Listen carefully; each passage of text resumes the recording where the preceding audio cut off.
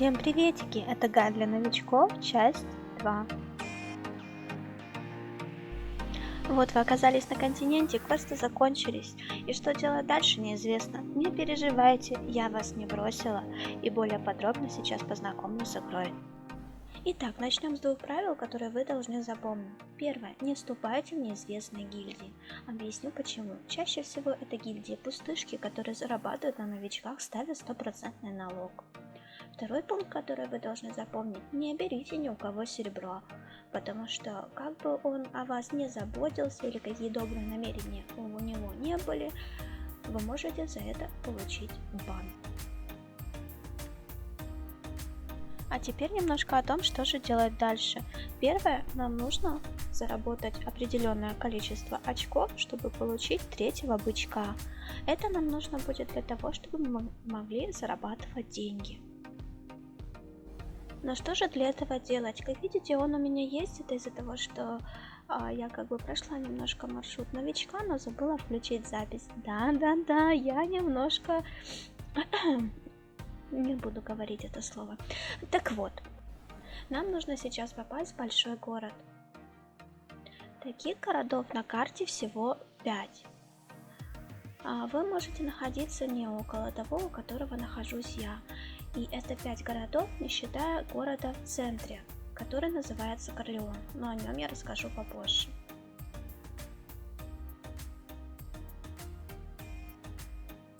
Итак, нам нужно с нашей точки, где мы находимся, через одну локацию доехать до города. Итак, направляемся. Если вы следовали моим советам и продали осликов, у вас есть небольшой стартовый капитал, но этого недостаточно. По дороге в большой город мы собираем маленькие серые камушки, которые потом продадим в городе.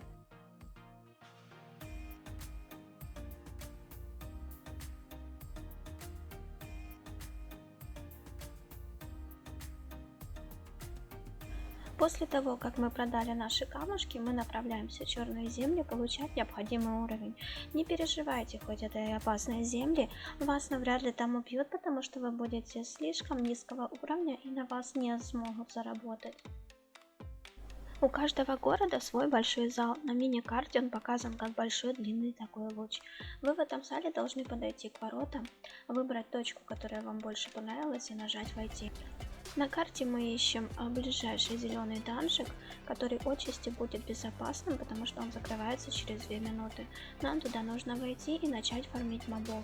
Мобы будут довольно-таки сильные для вашего маленького уровня, но это нам необходимо для того, чтобы мы как можно быстрее получили необходимый уровень.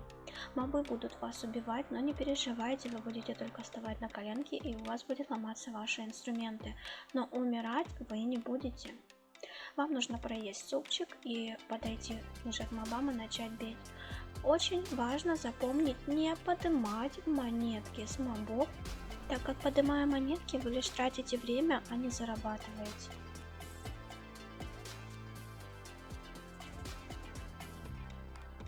Нафармив необходимое количество очков, направляемся обратно в город.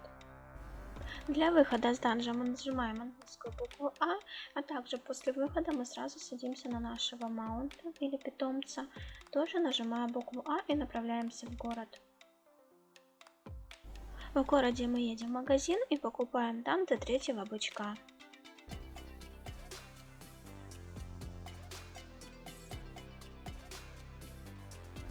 Теперь мы немножко познакомимся с картой. У нас есть всего несколько локаций: синие, желтые, красные, черные. В синих зонах вам безопасно, на вас не нападут и никто вас не будет трогать.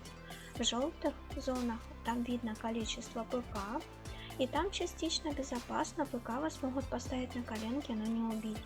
В красных зонах, если вы умрете, то вы потеряете все, а в черных зонах даже не видно количество ПК, враги просто все.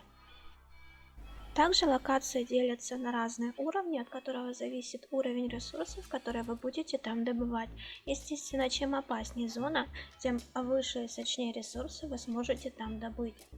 Также местоположение локации, будь то зима, болото, лес или пустыня, говорит нам о том, какие ресурсы там добываются.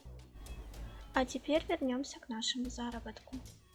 Теперь мы садимся на бычка и отправляемся в стартовую локацию, куда мы прибыли на корабле.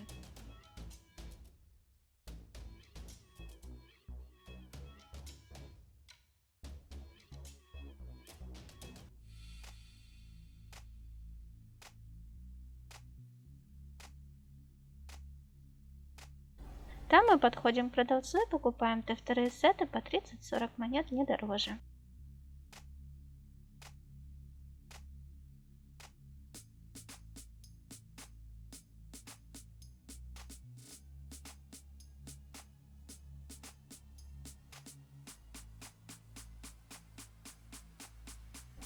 Затем везем все это продавать на Корлеон. И да, ребят, заранее извините, что говорю в нос, я немного приболела, а видео снимать надо.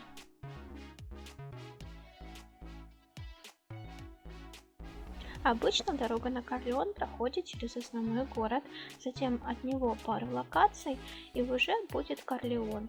Но будьте осторожны, так как около Корлеона только красные локации и там могут быть бука.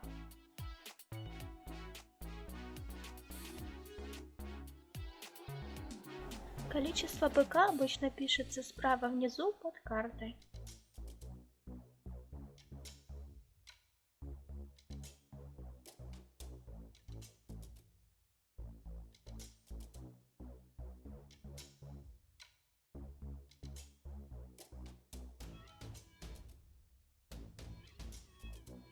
Также, если вы видите черепки на миникарте, старайтесь их объезжать.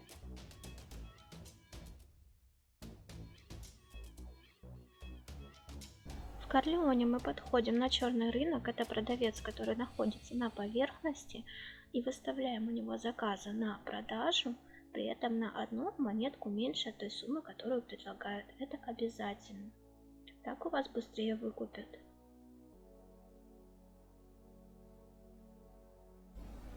Сообщения о продаже приходят нам на почту, где мы можем увидеть, какие товары и на какую сумму купил у нас компьютер.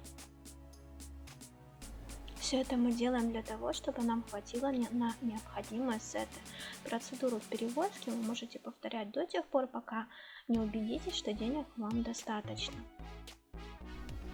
Также пару советов от моих соклановцев. Первый совет — это определиться с сетом, который вы будете носить для фарма или для ПВП. И второй совет: вам нужно открыть Т3 ношение всего. Для этого нужно латный шлем одеть, тканевую грудь и кожаные ботинки. И это все прокачать так, как я показывала. Надеюсь, видео было вам полезным. По поводу дерева умений, билдов, а также классов я расскажу подробнее уже в следующем видео. Всем пока-пока и до новых встреч!